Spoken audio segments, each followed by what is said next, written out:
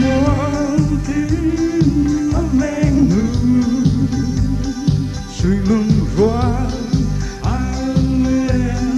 lên nói qua una flor te viene y tâm thiên mô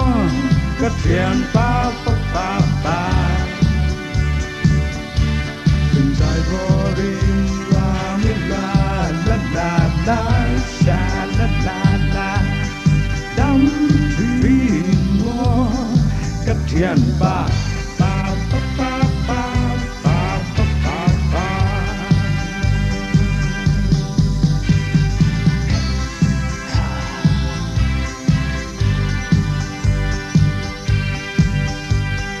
tâm thiên mô cất thiền pa pa pa pa đừng dài vô rin la mi la la la la sha la la la tâm